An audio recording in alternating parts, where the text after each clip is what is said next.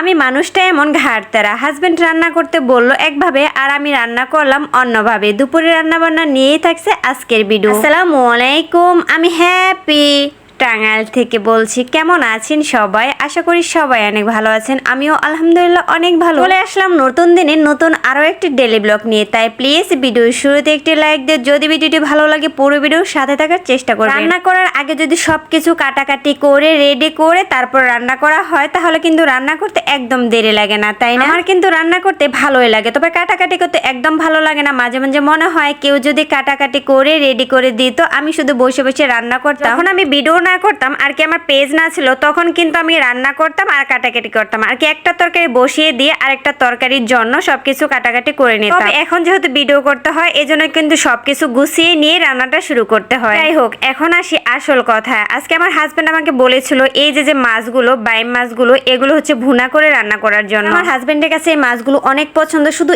এই মাছ না, মাছ বলতেই তার অনেক অনেক পছন্দ, বিশেষ করে ছোট মাছটা বেশি পছন্দ করে। কিন্তু তার কথা না রেখে আমি একটু মাতাব্বরি করে ফেললাম। এ তো দেখতে পারলেন আমি কিন্তু মাছটা কষিয়ে নেওয়ার পর সেখানে আলু দিয়ে দিলাম আর তারপর আমি সেখানে দিয়ে দেবো দুন্দল। পাশে ছিল হচ্ছে আমি পাট শাক ভাজি করে নিয়েছি। তবে আলু দিয়ে দুন্দল দিয়ে যে মাছটা রান্না করেছিলাম এতেও কিন্তু তরকারিটা অনেক মজা হয়েছিল। এখন অনেকে প্রশ্ন করবেন ভাইয়া রান্না করতে বললো শুধু ভুনা করে, আপনি মাতাব্বরি করে কেন সবজি দিলেন? কেন যে আমি সবজি দিলাম এটা নিজেও আমি জানি না, এই জন্যই তো প্রথমে বললাম আমি একটু ঘাটতেরা। তবে রান্না যখন প্রায় শেষ তখন আমি একা একা ভাবতেছিলাম কি করলাম, সবজি দিতে না করলো তারপরেও সবজি দিয়ে ফেললাম। আর যাই হোক, ভাই মাছের তরকারিটা আমি কিভাবে রান্না করলাম তা তো দেখতে পেলেন। আমি কিন্তু মাছটা কষানোর পর মাছটা উঠিয়ে নিয়েছিলাম না, কারণ এই মাছটা কিন্তু একটু শক্ত, মাছ ভেঙে যাবে না, এই জন্য কিন্তু মাছের ভিতরে আমি সবজিগুলো দিয়ে কষিয়ে পরিমাণ মতো ঝোল দিয়ে এই তো তরকারিটা নামিয়ে নিলাম। আমার তরকারিটা কিন্তু রেডি। আর এই যে রান্না করলাম বাইম মাছের তরকারি, তার সাথে হচ্ছে পাট শাক ভাজি, এই দুইটা রান্নাই কিন্তু আমার হাজবেন্ডের জন্য। এগুলো কিন্তু আমি আর হুসাইন খাবো না। আমার কিন্তু সবসময় ছোটদের খাবার বেশি পছন্দ, বড়রা যে ধরনের খাবার পছন্দ করে আমার কিন্তু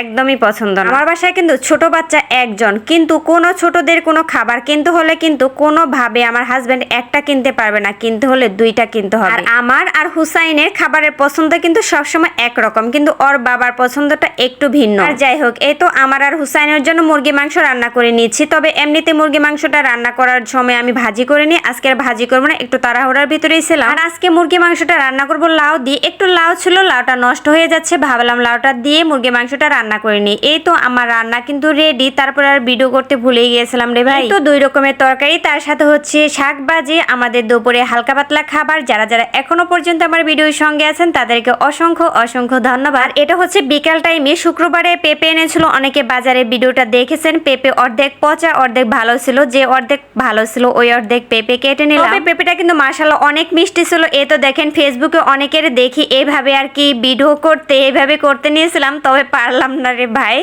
আজকের ভিডিও এখানে শেষ করছি। সবাই ভালো থাকবেন, সুস্থ থাকবেন, আল্লাহ হাফেজ, আসসালামু আলাইকুম।